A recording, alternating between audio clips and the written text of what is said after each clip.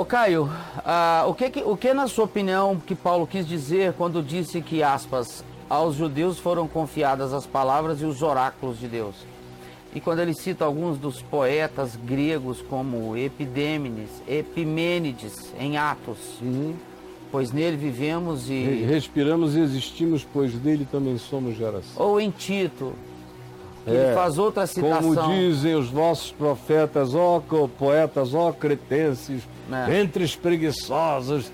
O que isso tem a ver? O Paulo era um cara literado. Aí o cara vem aqui. Que verdade, revelação e iluminação seria singular e exclusiva aos judeus em relação aos demais povos e tradições? Ah, não, cara. Aí não. Uma coisa é, em qualquer povo ou tradição, Deus manifestar a sua palavra. Outra coisa é um povo se reunir em torno do Monte Sinai, fumegante, chamejante, estrondante, apavorante, receber uma palavra de Deus e dizer: nós queremos ser um povo separado de todos os povos da terra para obedecermos a tua palavra. E terem a história que os judeus têm de palavra de profecia, de cumprimento, de disciplina profética pela desobediência. Porque a grande coisa dos judeus, do povo de Israel, ou da tribo dos hebreus, que cresceu para virar o povo de Israel, que acabou virando a religião dos judeus e que acabou virando hoje o Estado de Israel, a grande coisa é justamente a coerência dessa história, aonde Deus os disciplina de maneira pessoal, com uma vara pessoal, pela desobediência à palavra que eles disseram que iriam obedecer. Os judeus frequentemente são levados cativos ou perdem o poder, não é por causa de fome, nem de miséria, nem de nada, é por desobediência. Vão para cativeiro por desobediência. Que isso? Por terem uma relação diferente. Então, nesse sentido, os judeus têm uma relação diferente. Enquanto uma nação que um dia fez uma escolha como povo. Agora, a diferenciação acaba quando eu me converto.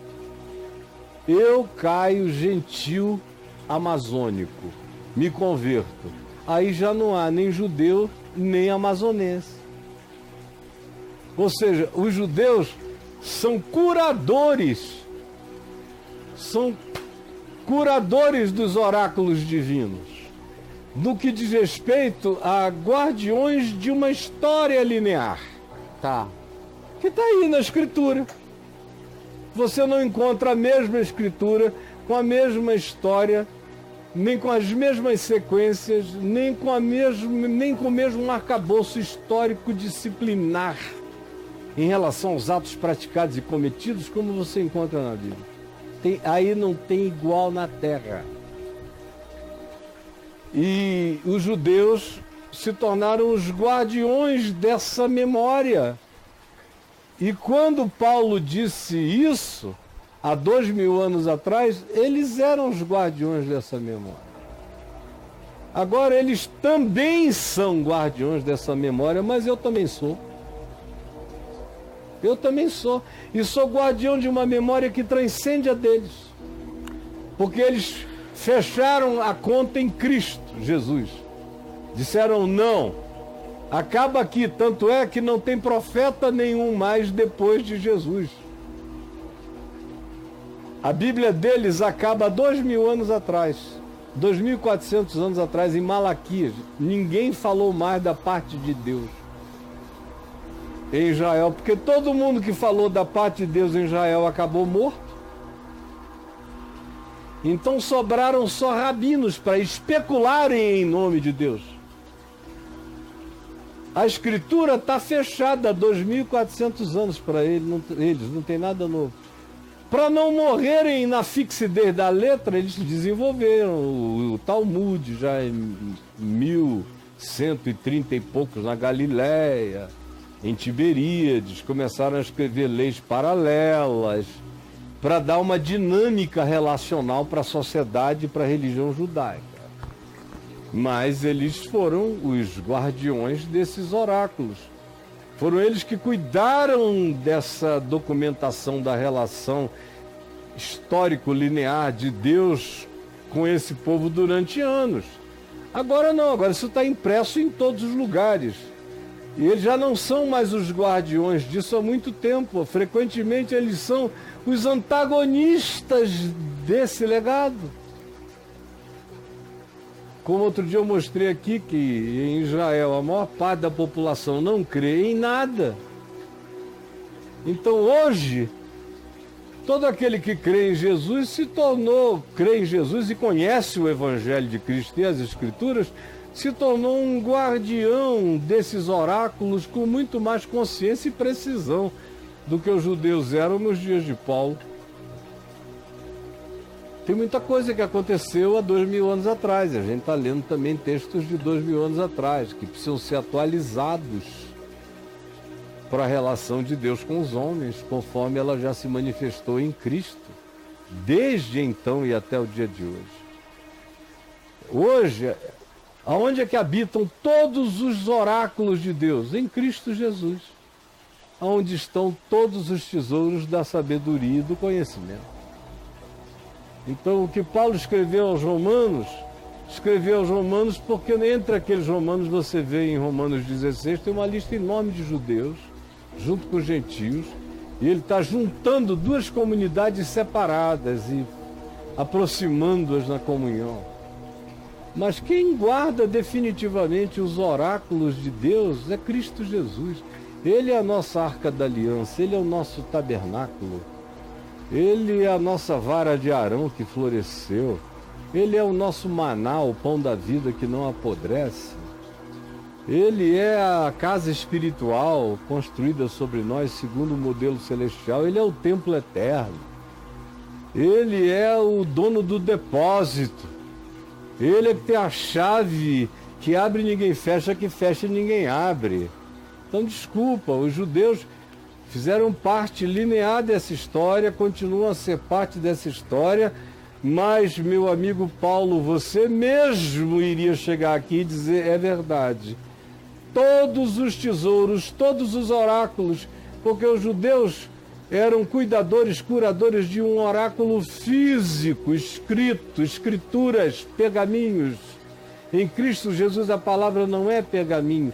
Nele, ele é o curador eterno da palavra eterna, da qual ele é a própria encarnação e manifestação. Então, vamos ler Paulo a partir de Jesus e não querer construir uma doutrina que caiba em Jesus, porque Paulo, na relatividade de um momento, mencionou aquele assunto que é verdade do ponto de vista da curadoria documental, não da curadoria eterno-espiritual. Vamos lá, que só temos 7 minutos. Que verdade, revelação e iluminação seria singular e exclusiva aos judeus em relação aos demais? A mesma pessoa, eu já respondi. Perdão, eu repeti a pergunta. Ele continua. Qual seria a diferença de verdades reveladas aos judeus das verdades reveladas aos pagãos? Seria a diferença de conteúdo metafísico, espiritual, profético, escatológico? Não, porque o povo judeu não entendia de nada, nem sabia ler. Eram alguns que iam contando para o resto do povo o que as tradições ou os textos diziam. Então, qual é a vantagem de ser judeu? Muitas, como Paulo diz, sobre todos os aspectos. Primeiro, por conhecer essa história, por conhecer esse oráculo, por conhecer a sequência, a vereda histórico-proposicional da revelação, segundo aconteceu dentro da história registrada do povo de Israel. O que eu acabei de dizer, nenhum outro povo tem nada igual. Está respondido? Massa. Agora, está longe de concluir aí, porque esses são os oráculos registrados, documentados, dos quais os judeus são os curadores e foram. Da parte que diz respeito a eles, porque da parte que diz respeito a nós cristãos, eles nem creem em nada. Nós é que estamos lidando com a curadoria documental dos evangelhos e lidando com a curadoria de conteúdo da pregação da palavra. A nós, gentios que cremos, nos foi dado o privilégio de conhecermos os oráculos de Deus em Cristo Jesus, mistério anteriormente oculto dos povos, inclusive dos judeus, e agora revelado a nós em Cristo Jesus, para que eles, sem nós, não fossem aperfeiçoados. É o que diz o escritor de Hebreus, uma falta leitura da palavra e compreensão do todo para todo lado. O pessoal fica lendo segmentinhos. Ele volta, ele termina com uma pergunta, se você já respondeu, você diz aqui, ó. Em cima disso, Caio, eu queria saber se faz sentido os conceitos teológicos de revelação geral e revelação especial de Deus aos homens. E se você fizer o meu curso Reconexões, eu falo sobre isso umas 20 aulas ou mais. Aula dessa. E em toda revelação especial, em toda revelação comum, existe revelação especial. Quem fez essa diferenciação entre revelação especial e revelação comum foram os cristãos. Os cristãos é que fizeram, especialmente de Constantino para cá. E os protestantes aprofundaram a noção de revelação comum e revelação especial, de graça comum e de graça especial. Mas os apóstolos não lidavam com essa categoria. Por exemplo, em Romanos 10, você vê Paulo citar o Salmo 19, que é um salmo sobre a revelação comum.